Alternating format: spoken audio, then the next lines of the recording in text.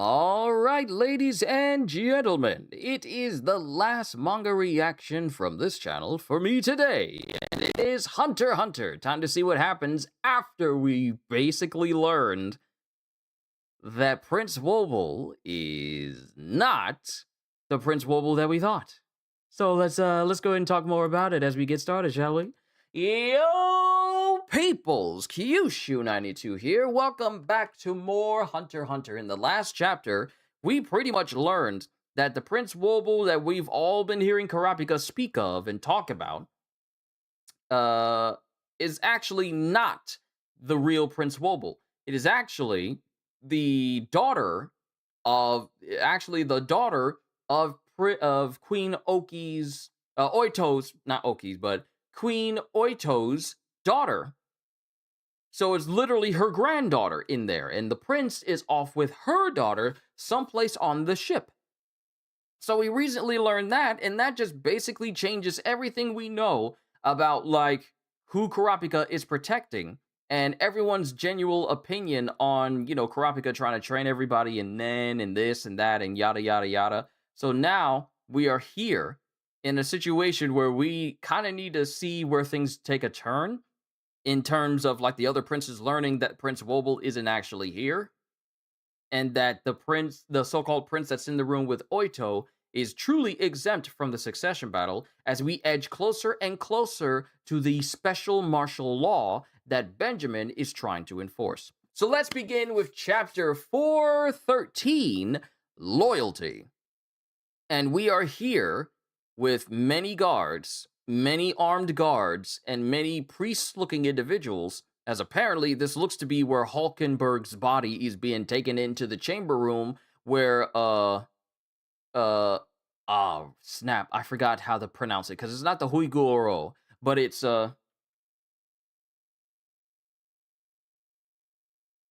how's it pronounced? Hoikoro.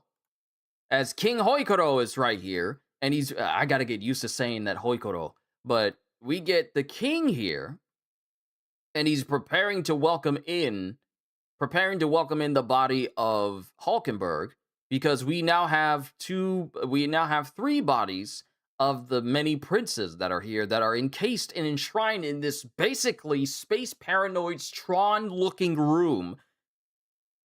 There are now 3 bodies of princes that are in here.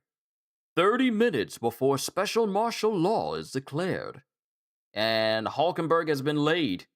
And then we have one of the attendants who's there with the king going, "The 9th prince's life torch won't light. Unlike the 8th, 10th, and 12th princes, it seems he's still eligible." If the soul is still eligible, as in what, for the succession battle? For the succession battle? The 9th prince's life torch won't light. Unlike the 8th, 10th, and 12th princes, it seems he's still eligible. Because we have Cacho, Sale, and I think it was not Camila. It was Sale, he died. Cacho died, and then there was another one that died. I forget her name, but another prince died as well. But Hulkenberg is here. It seems he's still eligible. If the soul is still in a body, it seems you don't lose eligibility. He's still fighting. As the ship starts to rumble, you know, when Hulkenberg starts to use his Nen ability, it starts to rumble again, and Benjamin feels this, because remember, Hulkenberg is in the body of Balsamico. What is happening? Wasn't this 9th Prince Hulkenberg's ability? No, it's not possible. Only his body died, so his soul is still... And it has Balsamico, who's apparently in a chair, chained to the chair? Momose! Yeah, that's the one, that's the other one that died. Momose, Cacho, Sale, and then the body of Hulkenberg is here. Those 4 princes are now entombed in this shrine room or whatever it is. But Balsamico is sitting inside of this chair, but it looks like his legs and chest are bound, like but he's able to move his arms, but the rest of him is bound into the chair.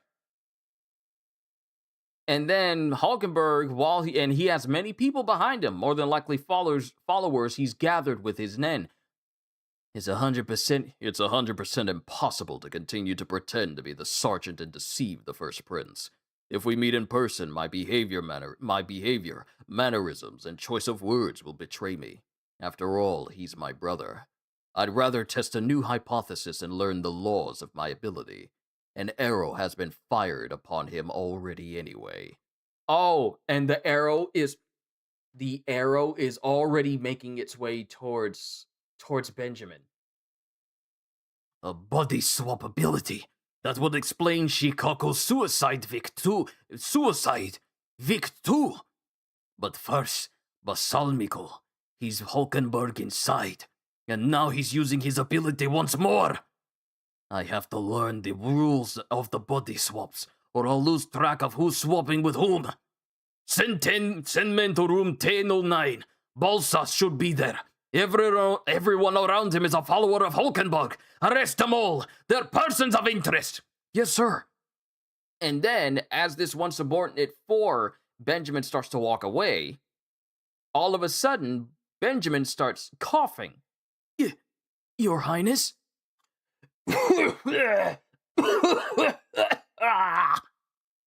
And then Benjamin goes into the bathroom, and he's hacking and coughing.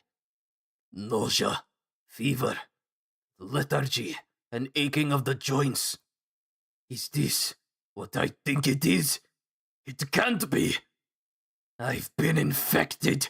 That's when he truly realizes that, he only got 24 hours to live. The incubation period between TSK-17 exposure and symptom onset is about 6 hours. Balsalmiko was still downstairs. It's not possible. It wasn't Hulkenberg. Our TSK-17 is stored in vials that only open with our custom boots. The aerosol spray guarantees infection when used within 2 meters. With a spray at foot level, considering my height, to ensure infection, I'd have to be sitting down. And remember, Benjamin was indeed sitting down when Balsalmiko was right next to him. This is when he was looking through the files earlier on in the chapters. That's when he got infected. It must have been at that time. And then there's a slam, and Benjamin goes over to the safe where the vials are being kept. And he opens it up and he looks and goes, they're still here. There's 2 vials. One's gone because Balsalmiko, before he got taken over by Hulkenberg, took that vial. They're still here. Balsalmiko only took 1. If this TSK-17 hasn't been used, why do I have these symptoms? I just happened to get sick? No. Think. If a soldier besides me and Balsalmiko brought TSK-17 on board beforehand, how? Someone in WMD, R&D, passed it to a traitor. Production reports, inventory control, bag checks, data management, even with all of our security procedures intact. If a sovereign order came from the very top, that means a soldier affiliated with Mother took it and gave it to a traitor. My mother chose my brother over me. And then Benjamin walks in front of Furikov. Doing the math, you're the only one who could have poisoned me. Furikov! And Furikov is standing there, just looking. You acquired TSK-17 through the First Queen and betrayed me in favor of my brother. For what? Money? Power? Tell me what corrupted you before you die. And then Furikov speaks up. I would never betray you. Now and forever I swear loyalty to my country and to you, First Prince Benjamin. However, it was indeed I who deployed TSK-17 to infect you. I will explain the sequence of events that led to this. Oh, he just straight up said, I wouldn't betray you, but I did infect you. What do you think betrayal means if you poison your prince that you swore loyalty to, and you infect them with a virus that will kill them? What other way do you have what other way do you have to describe betrayal if not literally infecting your prince so that they die? What does the word betrayal mean to you? Oh, I shot you in the leg, but I shot you in the leg, which hit a major artery, but I still have loyalty to you. I'll explain the events that led to me shooting you in a very, very pitiful artery as you have internal bleeding. I'm still loyal to you, though. That's literally what that sentence is. What? What? It's like getting stabbed in the back. I swore I would never betray you. Now and forever I swear loyalty to my country and to you, first Prince Benjamin. But it was indeed me who stabbed you in the back, literally aiming for your heart. Let me explain to you how all of this went down. What? It's true you chose a time when you would be the only suspect, but that could be part of your strategy. If my distrust deepens even a little, I'll kill you before you finish your sentence. My plan was to capitalize on your mother, First Queen Unma's, plot to secure victory for Prince Alkenberg, and also use the machinations of my father, Beyond Netero, against you.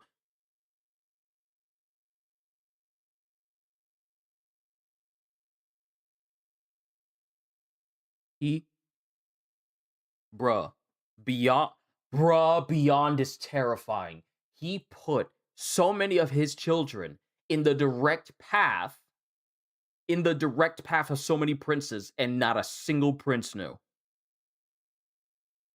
Not a single one knew. Beyond is terrifying. And he's also he's a child of Beyond. What? This is the first time this came up.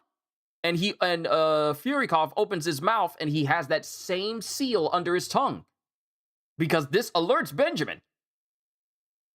This is the curse that activates upon my death.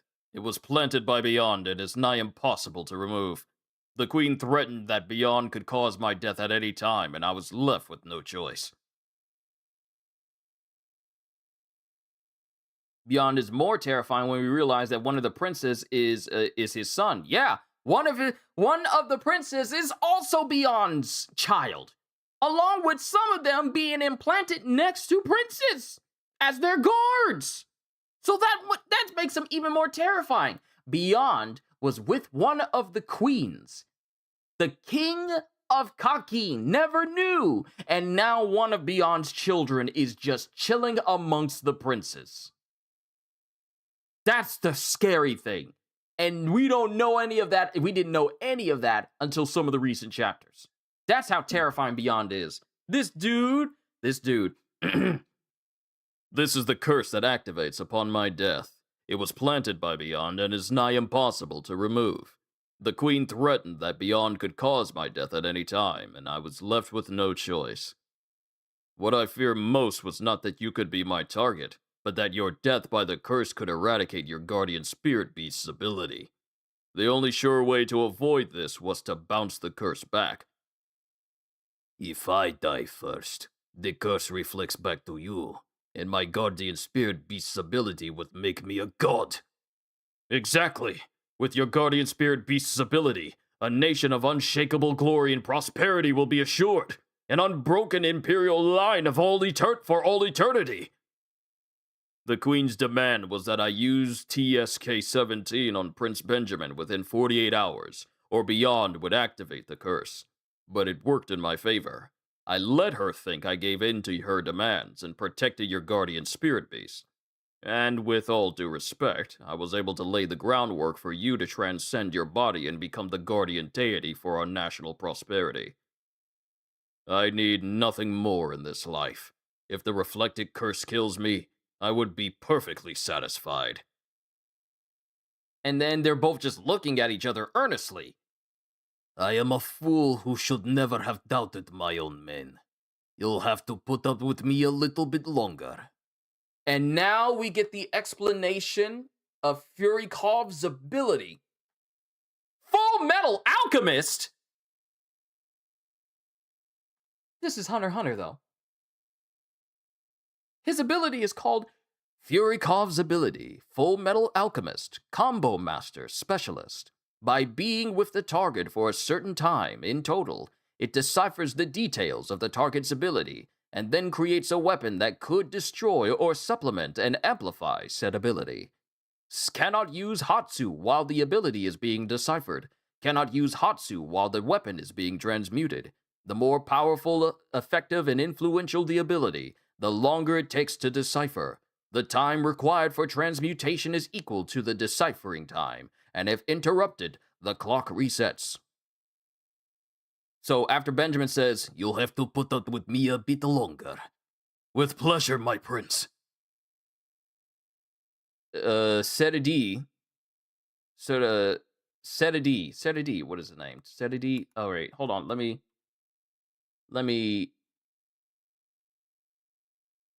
how do you say his name? How do you say his name? Pronunciation, because I looked this up the last time.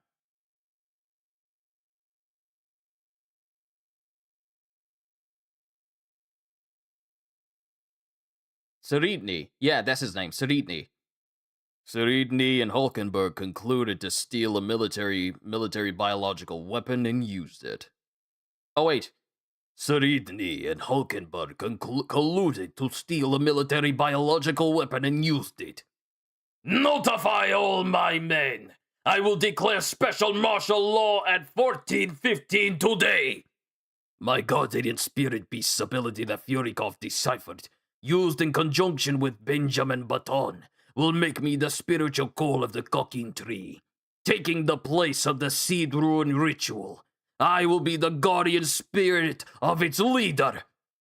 That will make me the highest power in Kokin, a supreme authority that transcends even the king. So the whole goal is for Benjamin to die and transcend using his guardian spirit beast's ability so that he becomes the guardian spirit of whoever wins the succession battle, and therefore can rule all of Kokin, using this person as a proxy. Begin preparations at 1400 hours. Kill on-site personal guards on Tier 1 who are not members of the Royal Army. Kill quietly and respectfully. Oh, people are about to die. So many people are about to die. So many people are about to die. The succession battle wasn't a game of survival to pick the next king. Kokin will soon rule the world as one nation, and the Hoikoro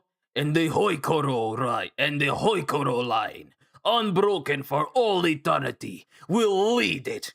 This was a holy war to select the god, the glorious guardian and protector, who must see it through. Do not harm the Hunter Associates. Just spitting all over my perfectly good monitor. I'm sorry.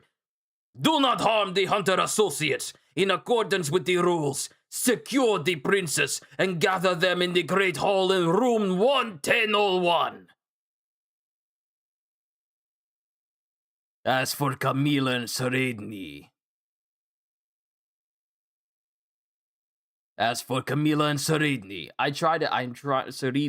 I'm trying to remember the pronunciation. It gets me all the time. As for Camilla and Seredny, leave them to me. I can't let Mother find out about my guardian spirit. I can't let Mother find out about my guardian spirit beast's ability. Therefore, the thing I should be doing in the short time that remains to me is purge the rest of the princes and aim to become the one true heir. And then, as the next king, issue an official will. And he looks at his hand and uses Musei's ability. Musei's ability, secret window. And using Musei's ability, he's spying on one of the princes right now, which is Camilla. Camilla is getting her daily post-lunch massage until 3 p.m. She would never let anything cut it short. The problem is her ability. Allow for 15 minutes to confirm the safety of Camilla and Serenity. Gather the remaining 6 princes besides Hulkenberg and Fugetsu in room 1001 by 1430. She came to my quarters by herself and emptied her gun, so her type is either counteractive or invincible. Both often activate upon getting attacked, which makes it difficult to tell them apart. I continued the surveillance non-stop in order to level up secret windows sufficiently, and now I can rewind the record of what Musei witnessed until the moment of his death. Camilla's ability is counteractive. Killing her activates her nen, and she drains the assailant's life energy to bring herself back to life. And then Furikov, 13th Prince Marayam is still missing. He's within the nen space created by his guardian spirit beast. Use the phones to communicate. Sakiel can handle it. If they don't come to room 1001 by 1430, send Rihan. Serenity. I will make sure you see my face the moment I kill you. I wanted to make you suffer enough to beg for death, but I don't have the time. Whoa! 15 minutes. 15 minutes until martial law is declared.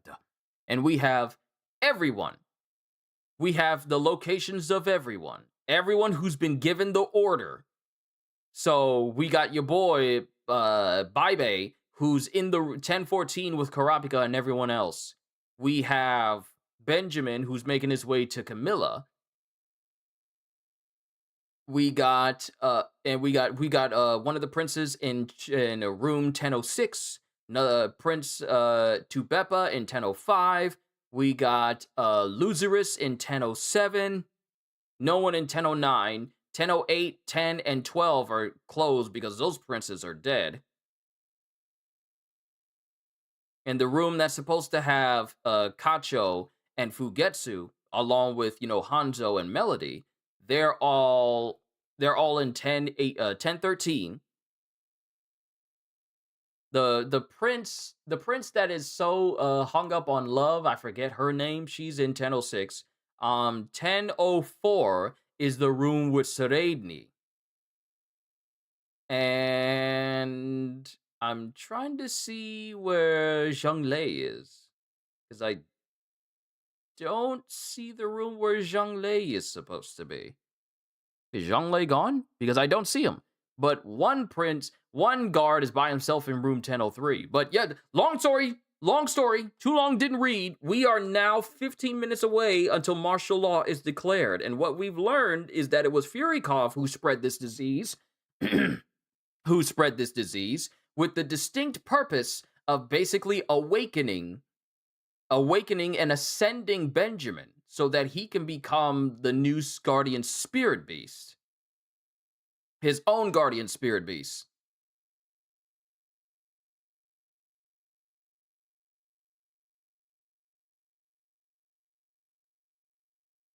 Because he explains, like, what I fear most was not that you could be my target, but that your death by the curse could eradicate your guardian spirit beast's ability. The only sure way to avoid this was to bounce the curse back. If I die first, the curse reflects back to you, and my guardian spirit beast's ability would make me a god. That is literally the whole purpose of Furikov. Because he is one of Beyond's children. So now his goal is to basically be loyal. His goal, thankfully for him, Benjamin is not his target. His other target is another prince. But he intends to truly serve Benjamin and thus awaken Benjamin to become a godlike being by the use of the reflected curse, killing Furikov, but ascending Benjamin. So now, and not only that, but now Benjamin says, like, okay, so I only have a little bit of time. We also learned Furikov's ability, which is literally called Full Metal Alchemist, which is so crazy, by the way, that now I need to watch the Full Metal Alchemist anime all over again because it really is that good. Brotherhood is peak, absolute peak. CDs, good to see you. But That's the goal for Furikov for Benjamin, to basically ascend Benjamin as a god so that, exactly, with your guardian spirit beast's ability, a nation of unshakable glory and prosperity will be assured. An unbroken imperial line for all eternity. Because in Benjamin's head, he's going like, my guardian spirit beast's ability that Furikov deciphered, used in conjunction with Benjamin Baton, will make me the spiritual core of the Kakin tree, taking the place of the seed urn ritual. I will be the guardian spirit of its leader. That will make me the highest power in Kakin, a supreme authority that transcends even the king. The succession battle wasn't a game of survival to pick the next king. Kakin will soon rule the world as one nation, and the Hoikoro line, unbroken for all eternity, will lead it. This was a holy war to select the god, the glorious guardian and protector who must see it through. And Benjamin sees himself as that god-like individual. Because if he dies, then he basically gets to take his guardian spirit beast ability. Now, here's the thing I want to do. Benjamin Hoikoro. I really have been saying that name wrong ever since until like the last chapter. It is Hoikoro. It's pronounced Hoikoro. So if I go down here, Guardian Spirit Beast.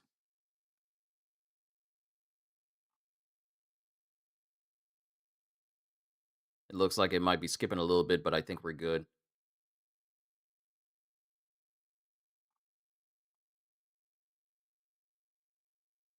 All right, here we go. Like the rest of his siblings, Benjamin received an egg from... This stupid thing keeps trying to reset the page. Benjamin wants to become a king before he dies so he can make his illegitimate son the king. He says so in chapter 4:10, and I guess he becomes his guardian spirit beast. Like the rest of his siblings, Benjamin received an egg from which a Nen beast hatched to protect him. Since it's a parasitic type ability, he has no control over it, and despite being a Nen user, he's unable to see his guardian spirit beast or anyone else's, while his bodyguards are able to. Balsamico suspects this is due to a condition of the guardian spirit beasts themselves rather than Benjamin's lack of skill. The Nen beast is subjected to two rule-like instincts. It is unable to fight other guardian spirit beasts as well as to directly attack the host of one. Its abilities are currently unknown. Balsamico affirms it is worthy of the next king of Kakin.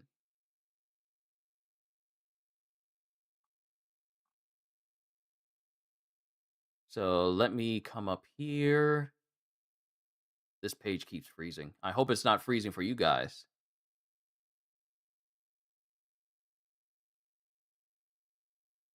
Yeah, it didn't update the pages on all the stuff that's happening right now. So with that in mind, Benjamin's goal, as he reconfirmed.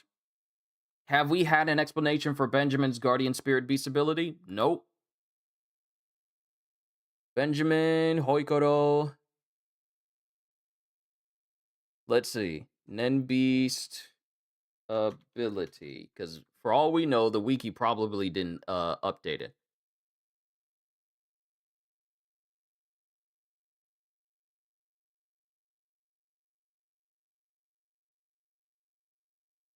Okay.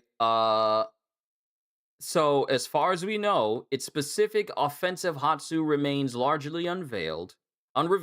However, it's heavily theorized to have the power to alter the rules surrounding the royal succession and the multi-layered Nen system, making it an overpowering protector of his absolute authority.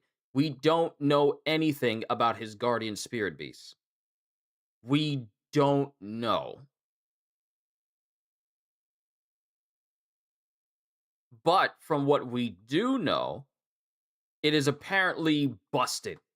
Its ability is apparently busted, and so assuredly busted that Benjamin intends to use it to basically use his own child to basically rule over Kakin. Because Benjamin will basically replace the guardian spirit beast itself and become the guardian spirit beast of his illegitimate son, who then becomes the king of Kakin, and then he can therefore influence and rule Kakin as an immortal guardian spirit beast that no one can get rid of. So that's kind of scary. So the only thing that we can learn now is that he can ascend to a different being. Essentially, That's the reason why Furikov basically took that infection, that took that disease, took that bioweapon, and intended to use it on Benjamin, so that when he dies, the curse will reflect back on Furikov, so that Benjamin's guardian spirit beast ability will activate and thus allow him to transcend. Also, we have no clue who Hulkenberg shot his arrow at. He did say at the beginning of this chapter that the arrow that I shot towards Benjamin is already on its way anyway. That's what he said. Basically, actually, no. Actually, no. No, wait. I think that is. Because when Hulkenberg, if he shot at Benjamin, he should have taken him over, right? But if this arrow is being shot at Benjamin, maybe it's making its way there. I don't know. Or he shot someone else entirely. Because he says, Hulkenberg says, it's 100% impossible to continue to pretend to be the sergeant and deceive the first prince. If we meet in person, my behavior, mannerisms, and choice of words will betray me. After all, he's my brother. I'd rather test a new hypothesis and learn the laws of my ability. An arrow has been fired upon him already anyway. So I feel like with him having this whole line of thought, I believe he's referring to Benjamin, because it's a bit obscure for him to just say, like, it's flying towards him anyway, and it's not related to Benjamin. It seems to just like, seems like an odd way to defer and go like, oh, I'm talking about somebody else. Oh, I can't deceive Benjamin. Well, this arrow is flying towards this other person, but we don't know who he's talking about. So the way this dialogue lines up, it makes me think that he's still referring to Benjamin. Because he hasn't tried firing at Benjamin before. Unless I'm reading this sentence wrong and he's just saying an arrow has been fired upon him already.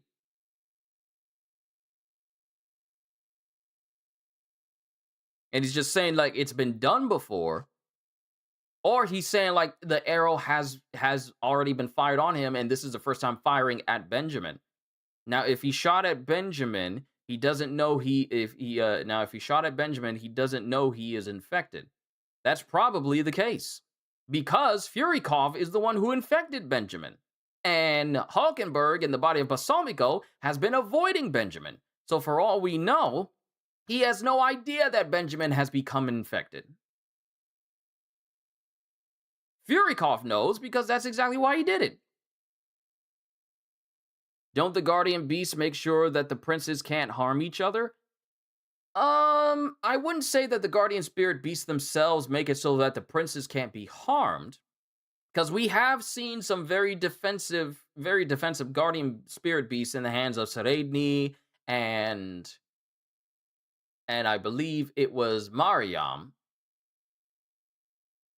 But we haven't exactly seen ones that go out of their way to protect their princes from being attacked by people. Otherwise, Saleh wouldn't have died to that one guy so easily, and just got killed that way. He wouldn't have died. And Cacho died because she tried to leave the ship, and then the rules of the seed urn ritual basically killed her off. But also, Momose, that did not protect her. If that was the case, then Momose would still be alive. But Momose was still killed, even though she had a guardian spirit beast. So she was still killed.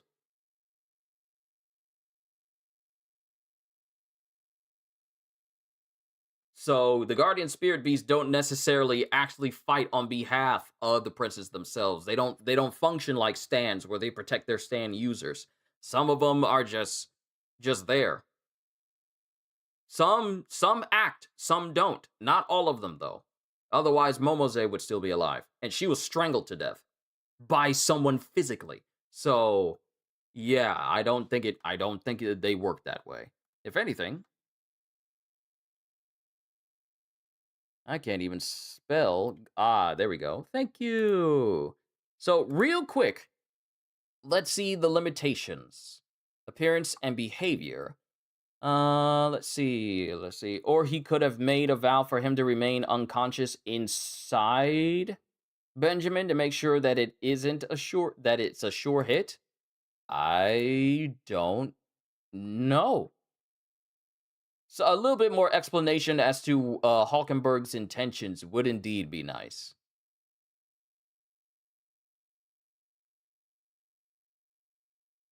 All right, give me a sec.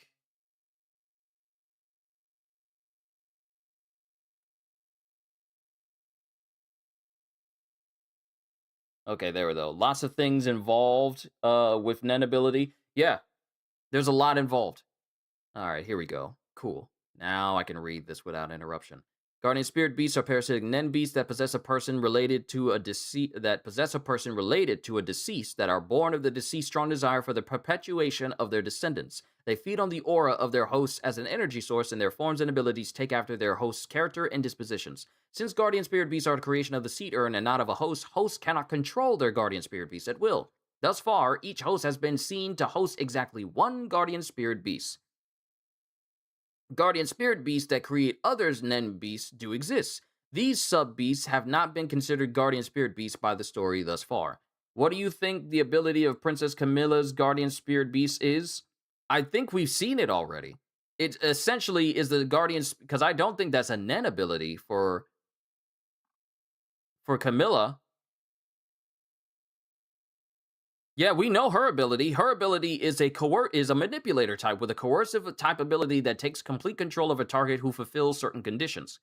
And this was revealed in chapter 375. Yeah, Camilla Hoikoro's guardian spirit beast is a manipulator type. That much we know.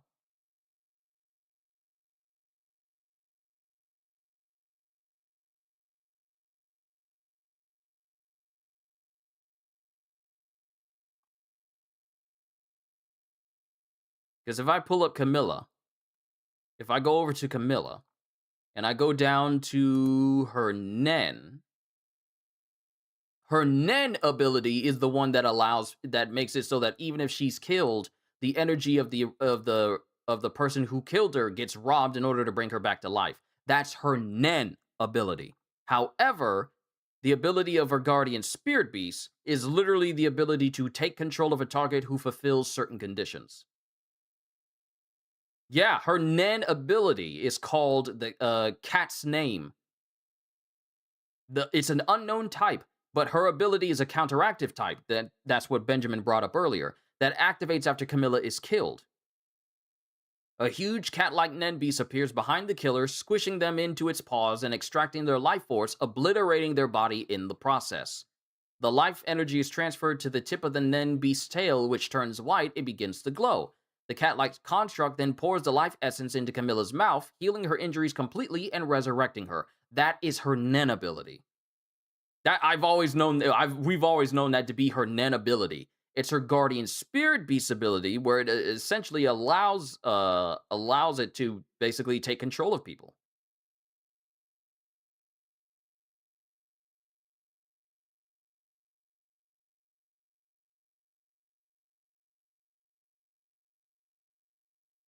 Yeah.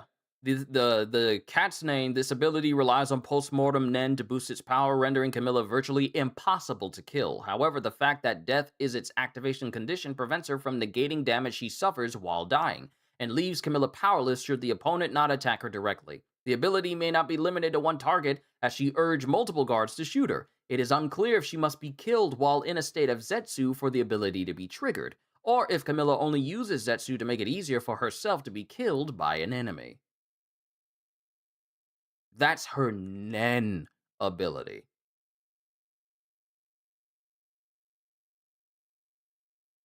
And with Benjamin, we know what he can do. His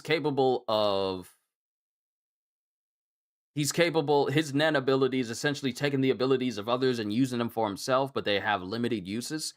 And his guardian spirit beast, the only thing we know is that his guardian spirit beast has the ability to dispel low-level cursed spirits, but we don't know the finer details of this process at all. Not to mention the full extent of what his guardian spirit beast's ability can actually fully do. And of course, we seen Zhang His is a conjurer with a compound type ability to produce coins, but we still don't know if the coins have anything to do. Funny thing about Sereidni is that we don't know what his other guardian spirit beast does. Yeah, if I go over here to Sereidni, the only thing we know is that his guardian spirit beast has the ability to speak to those that can see it and questions the loyalty of those that interact with Sereidni that it finds suspicious. If it believes they are lying, it marks them, and the mark progressively worsens with subsequent lies.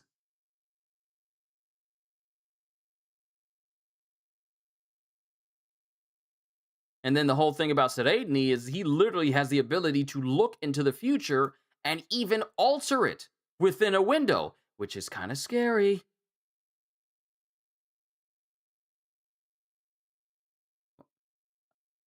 I know you said this earlier on, but also weird that the first queen knows about Beyond's children and curses. Interesting. I know you said that earlier on too.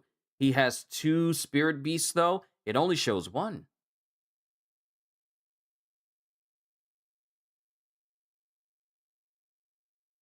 So they haven't updated it to show 2 of them.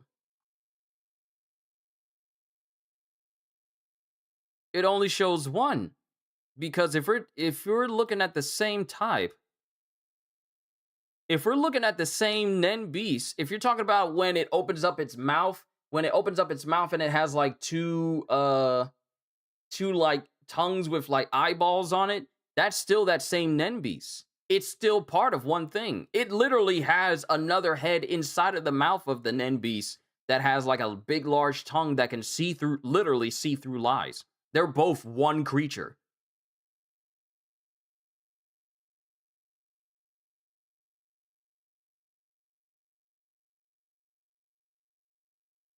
And the funny thing is, the Sereidni's Guardian Spirit Beast type and ability have not been fully revealed, though some of its abilities' effects have been seen.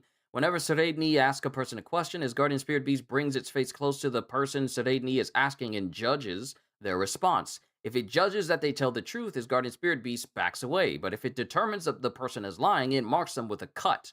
The cut worsens into a moderately large infection-like wound if that person lies to Sereidni a second time. Sereidni's Guardian Spirit Beach. I was about to say Spirit Beach, but we're not going to the beach. Guardian Spirit Beast is capable of speech. It gives people who lie a second time a verbal warning to not lie further, lest they be turned into something inhuman. It is not yet known what happens if a person lies to Sereidni a third time. Neither are any limitations on who can be asked questions known. Salkov conjectures that it gives traitors further chances to turn them into pawns for Sereidni. Theta is the only person known to be marked by Sereidni's beast thus far.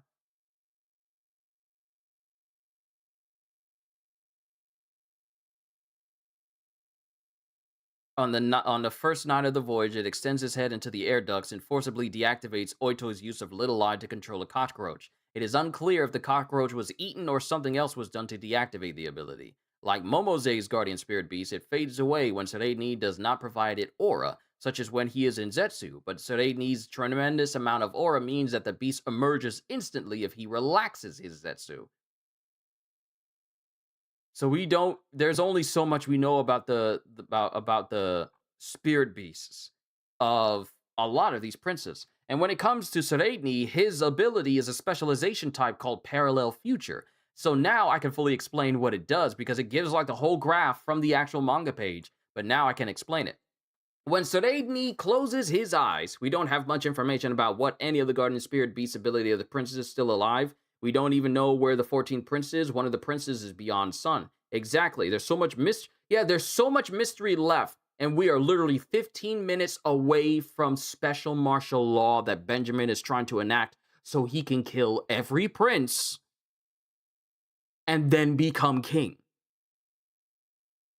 So, for Sereidni's specialization Parallel Future, when Sereidni closes his eyes and activates Zetsu, he receives a vision, which he refers to as precognition or dream, of the following 10 seconds. The vision is instantaneous. No time passes in the present between its beginning and its end, which are signaled by a sound and a visual pattern akin to static on a television. If, after those first ephemeral 10 seconds, he does not open his eyes or rescind his Zetsu, time outside of his premonition resumes moving as normal, but he continues to see 10 seconds into the future. The time, but he continues to see 10 seconds into the future. The time in the vision in the real world unfolding in parallel. But the one in the premonition running 10 seconds fast. In this state, Sereidni can see and hear what passes in his vision, while at the same time perceiving what occurs outside of it and recovers his ability to move. That sounds kind of convoluted, but it means that he can perceive the future and still be able to move in real time at the same time. After Sereidni rescinds the precognition part of the ability, a subsequent stage of the ability begins, and everyone who was seen in the vision except Sereidni himself will perceive the next 10 seconds unfold exactly as he predicted, even if Sereidni used his foreknowledge to change his course of action. It is currently unknown if this ability is connected to the Nen beast the prince manifested previously, although the vision's point of view corresponds to one of the beast's positions. It is also unknown if the ability can also affect individuals who were not shown in the prediction. The precognition similarities with Neon Nostrade's power suggest that it falls in the specialization category. He creates another guardian spirit beast in chapter 284. Let me see. It really has been a while. 284? Has it? Wait, 284?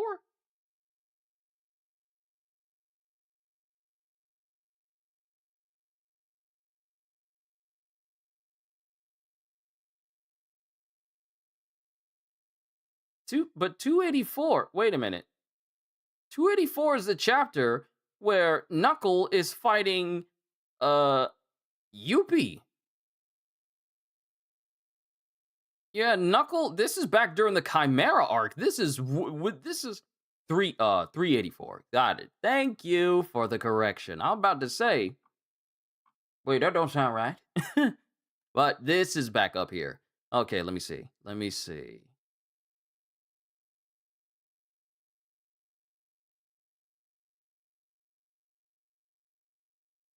Okay, so I see his Nen beast, which is the weird half horse lady type creature, and then there's another one behind him, which essentially looks like a giant bug. Yo, Gagio, good to see you. I still got some stuff to do with recording my reaction to the One Piece anime.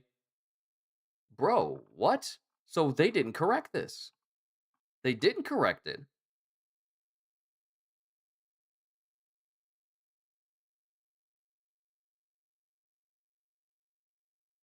They didn't correct this at all. He has two.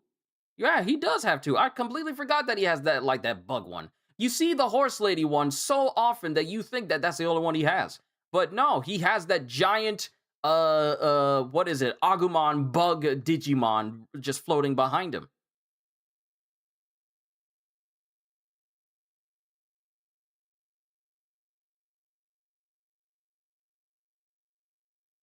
Yeah.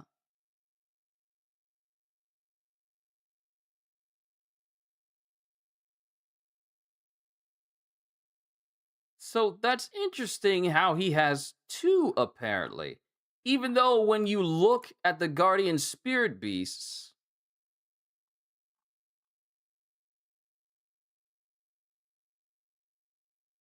am I looking at this correctly?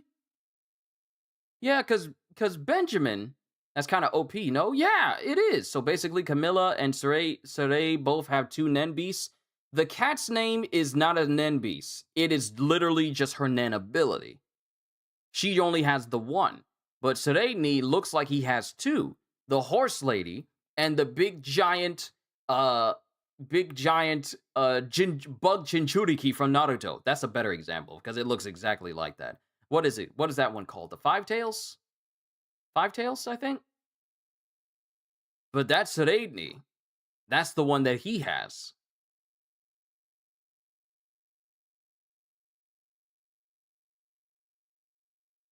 So yeah. Yeah, he has that bug one. That is so weird. And it has like this weird like dial symbol on its chest. And his own alter ego create and his own alter ego created through instinct. Which chapter is this one? Chapter 384. Yes, it's still 384. Hold on. Yeah, the guardian spirit created through ritual and his own alter ego created through instinct. Yeah, a specialist Nen beast conjured without intent. Yeah, this is what cat's name is a Nen beast though, but it's not a guardian spirit beast. They're two different things. They're two different things. One is a Nen beast, the other one is a guardian spirit beast. One is a beast created through the use of a person's Nen, the other one is created through the seed ritual. So I don't regard them as both Nen beasts. I regard one as a guardian spirit beast because of its source. So no. But Theta can see the malice around him. What a horrifying aura. A specialist Nen beast conjured without intent. I can't even imagine what kind of ability it might possess. So, that's another thing that we kind of need to take in consideration. Sureitni has a Nen beast, but all we've been focusing on is his Nen ability to see into the future. So not only does he have the ability to look into the future and even alter certain things like his own positioning so he can avoid getting shot by Theta, but he also has a special Nen beast whose ability we know nothing about. On top of the ability of his guardian spirit beast. And not to completely forget the fact that he is capable of learning Nen at an absurd speed. To the point where stuff that would take people months to do, he's done in weeks. And some of the most basic stuff that would take people days, he's done in just one day or in hours. So his ability to comprehend Nen and learn it and start to perfect it is absurd. The malice he gives off just gives him just overwhelmingly negative and sadistic, evil, malicious Nen. To the point where Theta's all like, oh, I need to kill this person. Otherwise, he's going to be a major threat to basically everyone. But also, a Nen beast created from that malevolent aura that is a specialist type that we know nothing about. And he has a guardian spirit beast that it makes it so that and it plays perfectly in his hands as well. He's got a guardian spirit beast that is capable of telling whether people are lying or not. So that makes it easier for him to tell who's loyal to him and who's not. And a specialist Nen beast type that we don't even know what it does. That's chillin', that we haven't seen since he's been training with Nen. And he also has the ability to see into the future. See, it's one thing to look at Benjamin, and he has the ability to basically transcend into like a whole new being whatsoever.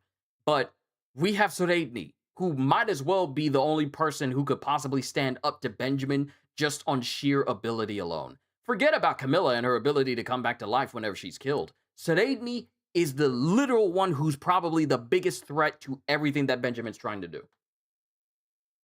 Not any of the hunters, not Karapika, not any other prince except Sureitni. He's pretty much the only one that I see as the biggest threat to Benjamin, even more than Hulkenberg.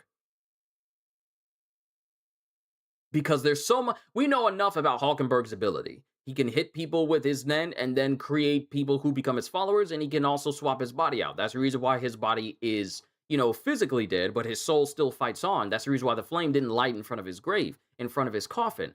So we kind of know what he's like. But Sureitni, we only know that he can look into the future, and that his guardian spirit beast can make people tell the truth and cause them to apparently transform into something inhuman if they keep lying. But we don't know what his specialist Nen beast can do. So, real quick, just so that we completely understand the fundamentals of Nen, let's go down to what a specialist type actually is. I gotta wait for the thing to come back on. Hold on. It's a big page about Nen. It is a very long page. And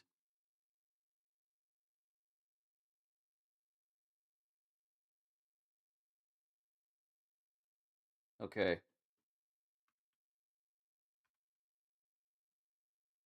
best if I just look for their. Yeah, Specialist Nen is the rarest and most unique of the 6 Nen categories, accounting for only about 0.33% of all Nen users. Unlike the other 5 types, the Specialist ability falls outside the standard rules of Nen and cannot be classified into any other category.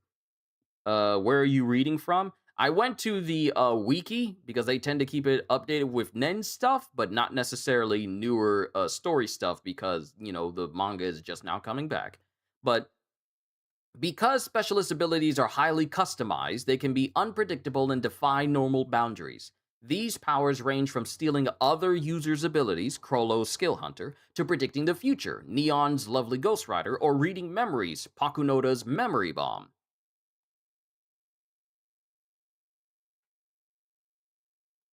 I really wanted to go down and just look up specialists, but this page is so long and it took so long to load. Specialist. Ah, here we go. Perfect.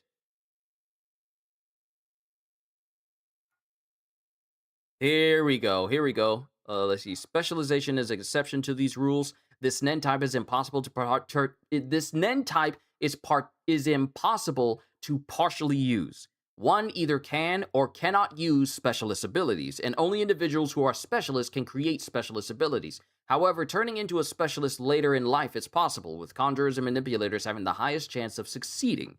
This facility is supposedly why specialization is placed where it is in the Nen chart, although its placement there also affects affinity rates for other Nen types. I need to find another one. Ah, here it is. There are numerical approximations to indicate exactly how efficient a Nen user would be at learning and utilizing categories in which they are not born, with the apparent exception of specialization, ease of learning, and efficiency in output.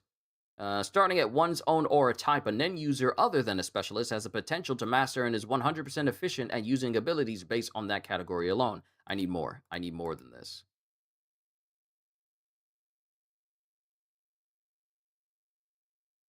I'm not looking for the personalities. Here we go. Here it is. Finally, specialization. If a student causes any other effect that those previously stated during their water divination, then that student is a specialist. Specialization can be broadly defined as any abilities that do not belong to any of the other 5 categories, making it the vaguest Nen type. It also appears to be the rarest by a very wide margin. In accordance with its nature, its effects are wide-ranging. Therefore, specialists are not as much at a disadvantage as as users of other Nen types if their category is revealed. Specialists may create abilities that don't properly belong to any other Nen type, or conversely, combine multiple or even all Nen types, including ones at opposite ends of the Nen chart, into a single ability. This extreme degree of flexibility is enabled by the unique ease with which specialists can acquire other Nen types, which matches the affinity for their own natural category. Some specialist abilities influence Hatsu itself, e.g. by appropriating others' Nen abilities or altering affinities, while others allow the user to garner knowledge that would be unattainable through other means, such as about past or future events. Other specialist abilities have completely different effects still. The ease with which a specialist can acquire abilities from other types can prove detrimental. Specialists who do not become cognizant of their Nen type prior to developing an ability are at risk of misidentifying their own category, which could prove especially pernicious if specialists are bound by the same affinity rules as other Nen users, despite being an exception to the rules governing affinities.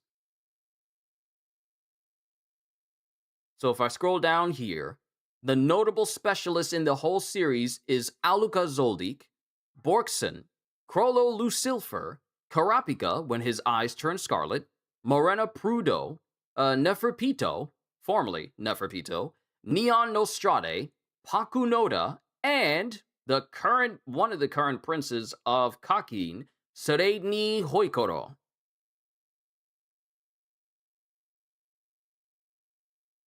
So when it comes to specialist types, theirs are the most abstract and most obscure but also mind-bending of Nen abilities. And we don't know what Seredni can do. So that's the worrying part. This man can see into the future. He has a Nen beast that can tell lies, that can detect lies, let me say that. And he has a specialist Nen beast that we don't know what it can do. Isn't Camilla a specialist? Yes. Actually, hold on. Cat's name. I literally just looked at it and I forgot what this particular Nen beast is called. It's a counteractive Nen ability, but I think this might be specialist as well. Hold on, let me go to it. I'm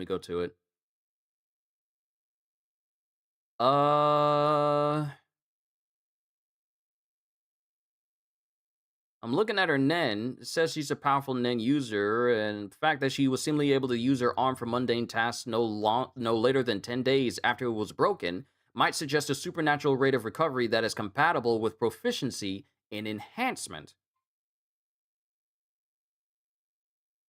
So she might be an enhancer. Because it looks like it falls in the line of an enhancer. But being able to resurrect a person seems like such a specialist thing to do. Yeah, it says its type is unknown. It's unknown what type it is.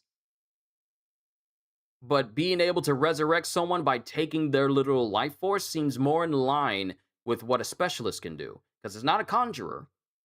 That's not a conjurer. It's not a manipulator ability either. So it seems like her ability may or more than likely may be that of a specialist.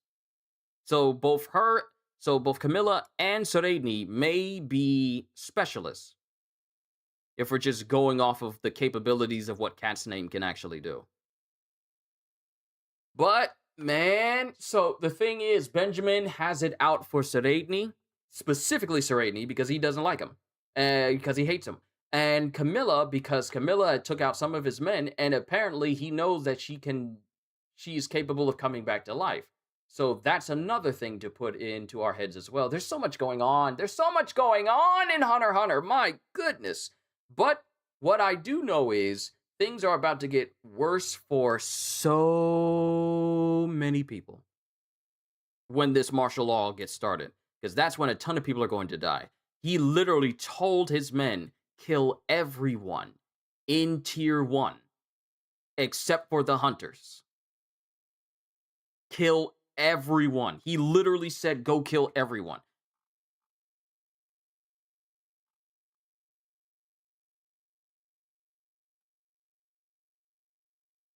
Yeah, let me go to it.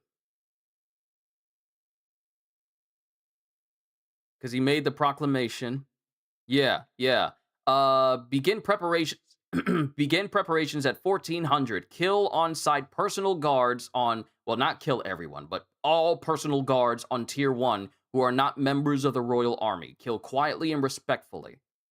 Do not harm the Hunter Associates. In accordance with the rules, secure the princes and gather them in the Great Hall in room 1001. And he says secure in quotation marks. So more than likely, some princes might be harmed in the process. Not killed, but might be harmed. Do you think Fury Call was lying about Benjamin's guardian spirit beast's ability? Isn't the purpose of the ritual to allow you to die within the restricted time? How can a spirit beast not let you die? That's the thing that we're trying to find out. Because when Furykov was speaking of, like, hey, what if the curse reflects back on me? Then you get to live. But something happens to Benjamin in order for him to ascend. And we don't, and the thing is that's making it hard to piece that thought together is simply the fact that we don't know how exactly Benjamin will ascend to take the place of his own guardian spirit beast and then rule over Kakin using someone else as a proxy. We don't know the process of that. That's the reason why trying to figure out what Furykov means by allowing Benjamin to basically die in order for him to ascend to a whole higher plane of existence, we just don't know the finer details of that and how that is even going to be possible. That's the thing we don't know. Because we don't even know his Nen spirit his guardian spirit beast ability.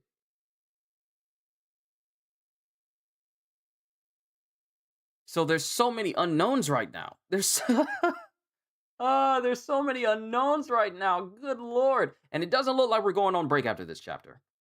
No, the spirit beast is supposed to keep you alive, though, although its ability reflects the person's persona, I think. We don't know. We don't know. I could go back and forth. I could go back and forth flipping through the pages. Not back and forth with you guys. You guys are fine.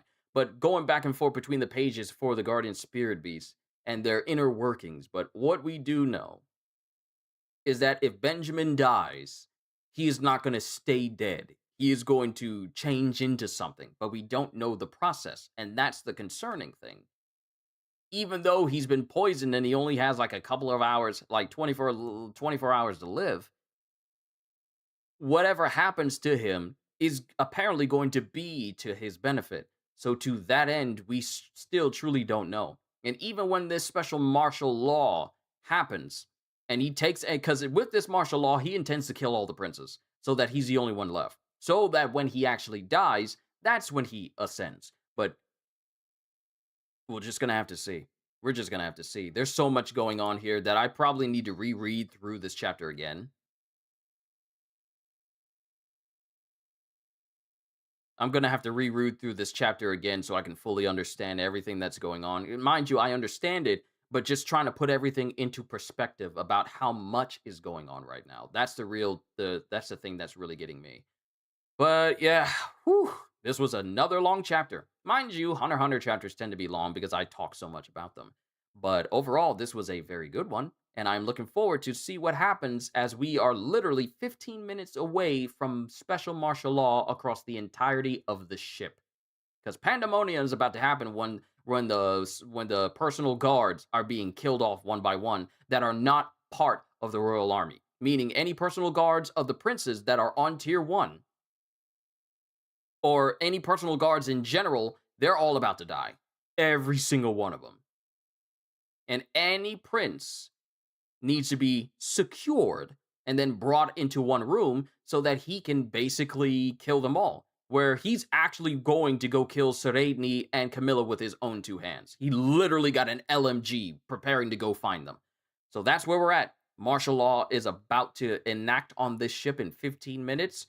And the question is, what's gonna happen to Karapika and company when they come hunting for them? That's the question. And mind you, all of Benjamin's guards, personal guards, his part of the royal army, they're already in the room and they just received this order. So everyone who's a part of Benjamin's crew that's around some of the people we know, like Karapika and Melody and all of them, they all just received this order. So yeah, things are about to pop off really soon. We already know what happens 14 minutes into the martial law. He goes and meets with Cow and Dragon. Yeah. Within that time, he already met with Mizai and Botobai. So yeah, I got to bring this to an end. Otherwise, I'm just going to keep talking about Hunter x Hunter for the next hour, and I got other things that I got to record before this day is over. But that's where we're at with Hunter x Hunter right now. Martial laws are about to get started, and Benjamin is preparing to take care of the princes so he can cement his place as the new king.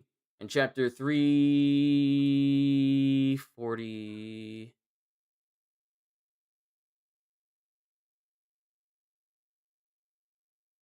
Which chapter was this?